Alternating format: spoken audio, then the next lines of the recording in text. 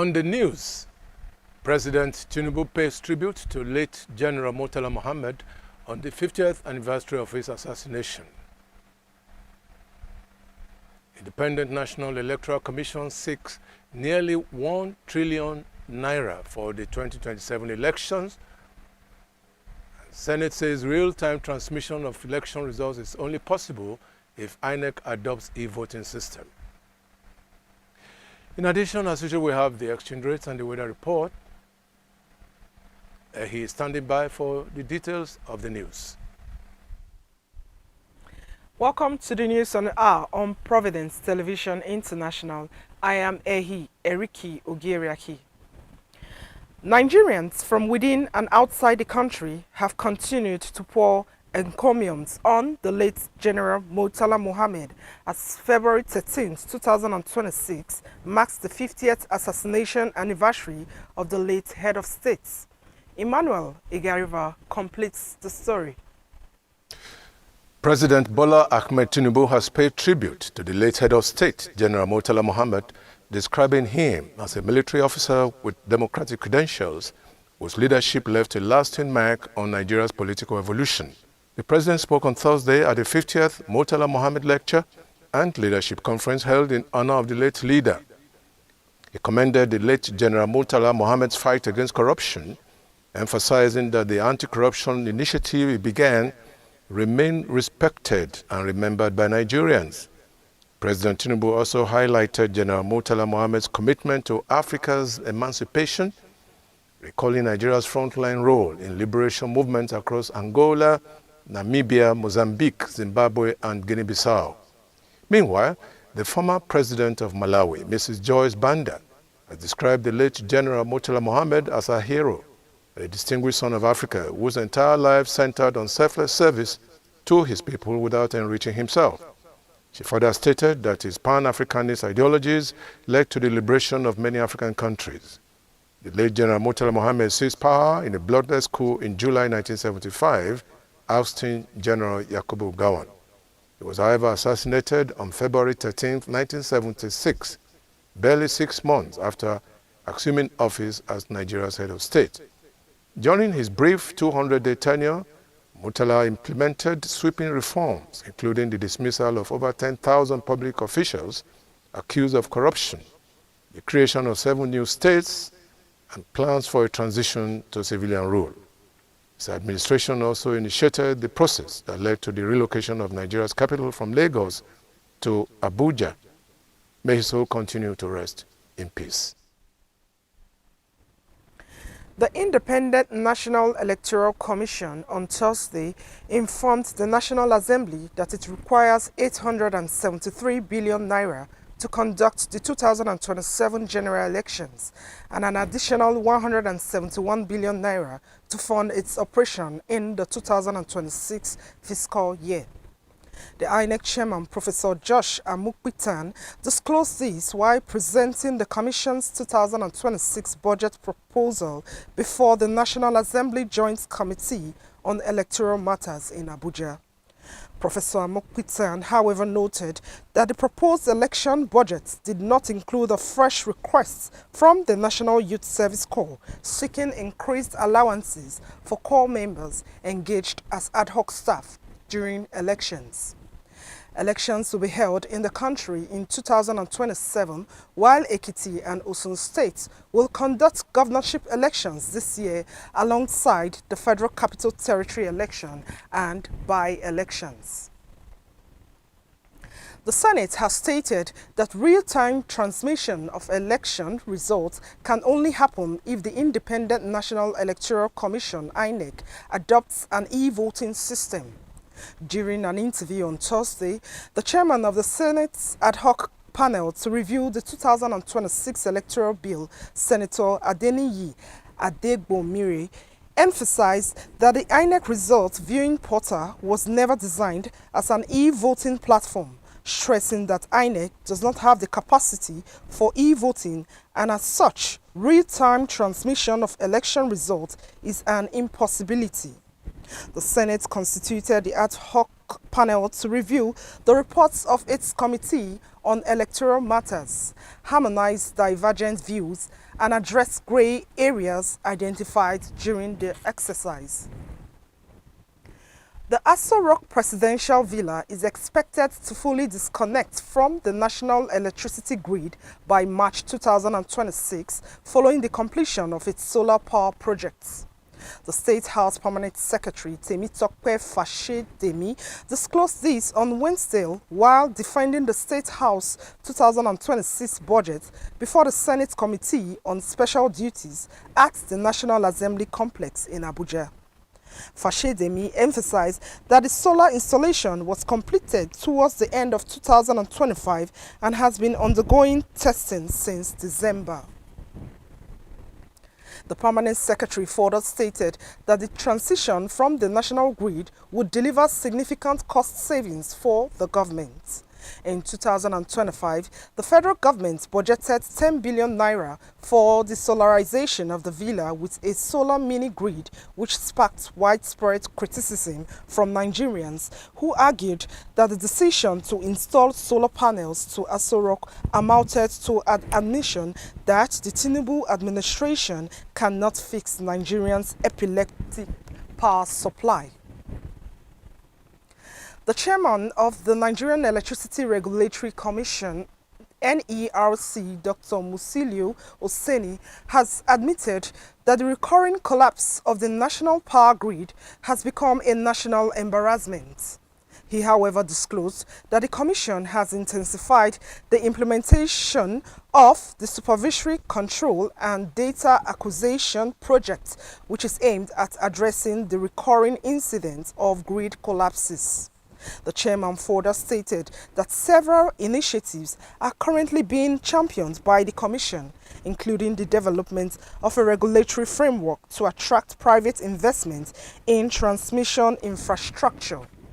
Meanwhile, the National Union of Electricity Employees (NUEE) has threatened industrial unrest over anti-labor practices in the electricity sector. The Acting General Secretary of NUEE, Dominic Igwe-Buke, issued a 21-day ultimatum in a letter addressed to the Minister of Power, Adebayo Adelabu, stating that employers in the power sector refused to collectively negotiate and implement procedural agreements and conditions of service. The union also disclosed that power-generating companies refused to implement the 2025 Minimum Wage Act and its consequential adjustments, infringing on workers' rights to freedom of association and collective bargaining. The death of Professor Bodun Jifu, aged 80, on February 11, 2026, has prompted widespread mourning with Nigerian President Bola Tinubu, academic bodies and peers hailing him as a towering intellectual giant. Ogbebo Ikekwa tells us more. President Bola Tinubu has expressed his condolences over the death of a former president of the Academic Staff Union of Universities and one of Africa's foremost literary scholars, Professor Bodun Jifu. Jifu passed away on Wednesday, 11th February 2026 in Ibadan, aged 80.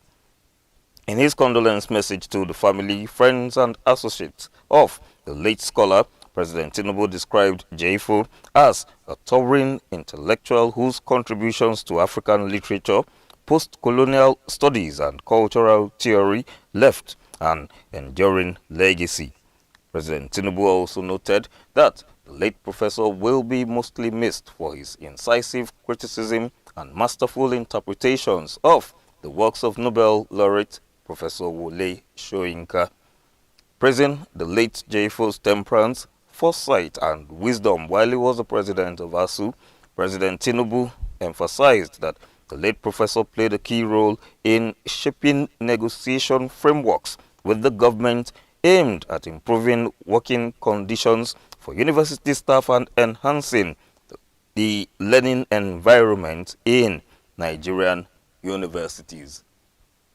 May the soul of Professor Bodun Jifu rest in perfect peace. Ogbebo Ikekwa, Providence Television International News.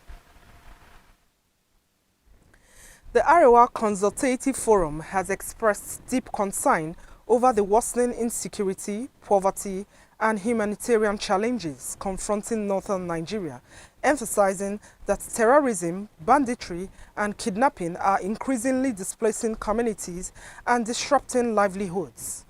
The alarm was raised on Wednesday by the ACF chairman, Maman Mike Usman San, while delivering his welcome address at the forum's 79th National Executive Council meeting held at the ACF Secretariat in Kaduna. The chairman noted that repeated attacks by terrorists has disrupted education through school closures, strained rural economies while discouraging access to farming, health care, and travel. He called on members to remain sincere and purposeful in their deliberations, stressing that the welfare of the downtrodden must remain central to the forum's engagement. Justice Obiora Egwatu on Thursday, 12th February 2026, withdrew himself from the two cases filed by the Economic and Financial Crimes Commission, EFCC, against Mr. Abubakar Malami, former Attorney General of the Federation and Minister of Justice. Justice Egwatu, who was recently reassigned the case by the Chief Judge of the Federal High Court, Justice John Soho, stated that he decided to withdraw from the two cases for personal reasons and for better interests of justice. The development occurred shortly after the civil suit for forfeiture of 57 property linked to Malami was called for mention. The National Agency for the Rehabilitation of Trafficking in Persons have rescued and repatriated 23 Nigerian youths suspected to be victims of human trafficking to Thailand for cyber-enabled criminal activities. The Director General of NAPTIB, Binta Adamu Bello, disclosed this on Wednesday, warning of a growing trend in which traffickers recruit young Nigerians for online fraud operations in Southeast Asia. The victims were deceived with promises of scholarships and lucrative jobs before being trafficked. The Director General assured that the agency will strengthen collaboration and scale up strategies to detect and disrupt emerging trafficking routes targeting Nigerians. The President of the Nigerian Bar Association, Afam Osugwe San, has raised concern over the misuse of Cybercrimes Act to suppress free speech in Nigeria, describing it as the weaponization of the law against critics, journalists, activists, and citizens who voice dissent online and offline. He decried the growing trend of individuals being charged, investigated, and detained for alleged cybercrimes or defamation in cases where such offenses are normally bailable.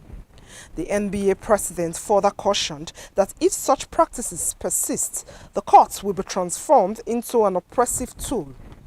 Osigwe's remark come amid ongoing debates about the Cybercrimes Prohibition and Prevention Act, which many Nigerians argue is frequently misused to target journalists and activists for sharing opinions or exposing corruption online. And now to sports. Matchroom promoter Eddie Hearn has disclosed that while two-time former heavyweight boxing champion Anthony Joshua has resumed light training, there are no assurances that Joshua will fight again following the fatal road accident in Nigeria that claimed the lives of two of the boxer's close friends. The promoter noted that beyond the emotional toll of the incident, Joshua, aged 36, is also faced with physical challenges that have showed his full return to boxing. Hearn emphasized that the focus remains on Joshua's gradual recovery, both physical and mentally, with a possible decision on his boxing future expected in the coming months. The executive chairman of the Edo State Sports Commission, Honorable Desmond Inabulele, has applauded the organizers and sponsors of the second Niger Delta Games for the renewal of sporting facilities across Benin City. Honorable Enabulili led some members of the Sports Commission management team on a tour that saw them visiting the tennis courts, swimming pool, indoor sports hall at the Samuel Ogwemudia Stadium and the basketball and volleyball courts at Wire Road Sports Center. The chairman expressed satisfaction with the level of renovation work already completed by the organizers of the game. He urged the Edo State contingents for the games to be disciplined at all times, noting that discipline and commitment is the route to achieving success during the games. And now to Ogwebo Ikekwa for the weather reports and the exchange rates. Thank you, Wehi. You're welcome to the weather forecast for Saturday, 14th February. In Abuja, it will be mostly cloudy with a temperature of 35 degrees Celsius. In Lagos and Benin, there will be scattered thunderstorms with temperatures of 32 degrees in Lagos and 34 degrees in Benin. In Port Harcourt, it will be cloudy with a temperature of 32 degrees Celsius. In Kaduna, it will be mostly cloudy with a temperature of 36 degrees. In Enugu, there will be scattered thunderstorms with a temperature of 34 degrees Celsius. And in Sokoto, it will be sunny with a temperature of 38 degrees. In Washington and London, it will be cloudy with temperatures of 7 degrees Celsius expected in Washington and 6 degrees in London. In Johannesburg, there will be scattered thunderstorms with a temperature of 31 degrees. And in Rome, rain is expected with a temperature of 14 degrees Celsius. And in Paris, it will be cloudy with a temperature of 5 degrees, quite cold. And to the exchange rates, one United States dollar is equivalent in Naira is 1,392. 1 euro, 1,651. 1 British pound, 1,894. The Canadian dollar presently stands at 1,022 Naira and the Australian dollar 982 Naira. Thank you, Ogwebo Ikekwa, for that report. And that's the news on Hour on Providence Television International. Thanks for staying tuned.